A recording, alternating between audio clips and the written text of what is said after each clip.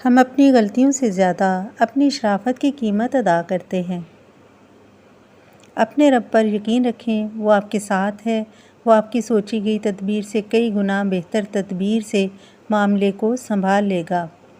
زندگی یوں ہی نہیں گزرتی، رویوں میں لچک اور دلوں میں گنجائش رکھنی پڑتی ہے۔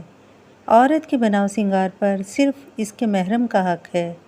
مایوس وہ ہوتا ہے جو اللہ پر یقین نہیں رکھتا، اور محروم وہ ہوتا ہے جو اللہ کی نعمتوں کا شکر ادا نہیں کرتا۔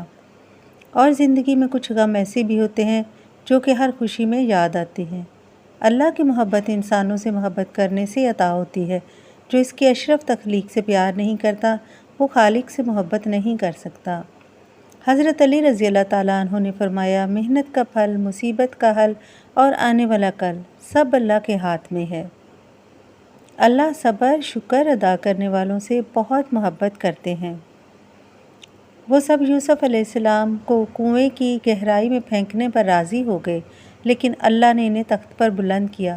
اس لیے ہمیشہ یاد رکھیں، ہوتا وہی ہے جو اللہ چاہتا ہے، لہٰذا اس کی مخلوق سے مت ڈریں بلکہ اللہ سے ڈریں۔ کبھی کبھار ساتھ بیٹھے لوگوں سے زیادہ ہزاروں میل دور بیٹھے لوگ آپ کی مسکراہٹ کی وجہ بن جاتے ہیں۔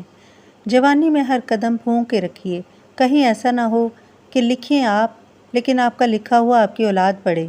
اپنی آنے والی اولاد کے مستقبل کی خاطر خود کو اللہ کی مدد سے دنیا کے فتنوں سے بچائیں۔ زمین کے اوپر کوئی بھی عمل کرنے سے پہلے کچھ لمحے کے لیے ایک بار سوچیں کہ ہمارا یہ عمل زمین کے نیچے ہمارے لیے کس نتیجے کا باعث ہوگا۔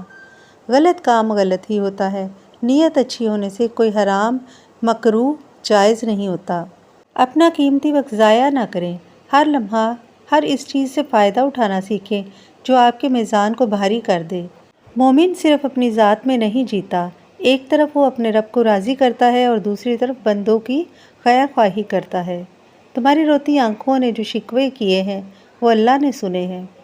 جو انسان فجر کی نماز نہیں پڑھتا اور کہتا ہے کہ میں اللہ سے ڈرتا ہوں، وہ انسان جھوٹا ہے، کیونکہ رب العالمین سے ڈرنے والا کبھی فجر کی نماز نہیں چھوڑتا۔ اگر آپ کے پاس سوال کے جواب میں دلیل نہیں ہے تو کوئی بات نہیں، مگر گالی گلوچ جاہل ہونے کی نشانی ہے۔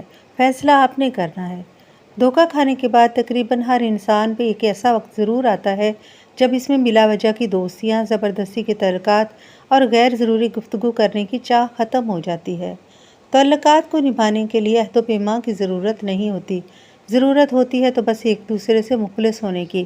وہ تعلق چاہے دوستی کا ہو، محبت کا ہو، خون کا ہو یا احساس کا۔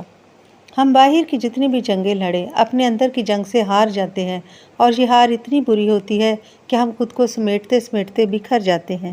ایک پھول والے کی دکان پر کیا خوبصورت جملہ لکھا تھا، انسان کو ہر قدم پر جیت چاہیے، مگر میرے پاس آ کر لوگ ہار مانگتے ہیں۔ کسی بزرگ سے کہا گیا، کچھ نصیحت کریں۔ فرمایا، بس دھیان کرنا اللہ سے تمہاری کوئی شکایت نہ کرے۔ بدلہ لینے والوں سے نہیں بلکہ سہ جانے والوں سے ڈرو، ان کا معاملہ رب کے حضور دیا جاتا ہے۔ اگر کوئی بلا وجہ آپ کا دشمن بن جائے تو مان لیجیے آپ میں کچھ خاص ہے، سامنے والا حسد کا شکار ہے۔ رشتے توڑنے کا مشورہ تو کوئی بھی دے سکتا ہے، مگر رشتے جوڑنے اور نبھانے کی ترغیب کوئی باشعور شخص ہی دے سکتا ہے۔ 3 نیکیاں جن کے کرنے سے قیامت کے دن عرش کا سایہ نصیب ہوگا: ٹوٹے ہوئے دلوں کو جوڑنا، نہ چاہتے ہوئے بھی معاف کرنا، کسی کے گناہ کا پردہ رکھنا۔ الفاظ کا استعمال کرتے وقت احتیاط کریں، جیسے مچھلی کھاتے وقت کانٹوں سے کرتے ہیں۔ کانٹے تو پھر بھی جسموں کو تکلیف دیتے ہیں، لیکن الفاظ دلوں کو چیر دیتے ہیں۔ کسی نیک عمل کی توفیق مل جانا ہی قبولیت کی نشانی ہے۔ عزت تو سب کو چاہیے، لیکن لوگ واپس دینا بھول جاتے ہیں۔ اپنی غلطیوں کی وجہ سے دوسروں کو سمجھنے والے کبھی اپنی اصلاح نہیں کر سکتے۔ کتابوں کی اہمیت اپنی جگہ، مگر سبق وہی یاد رہتا ہے جو وقت اور لوگ سکھاتے ہیں۔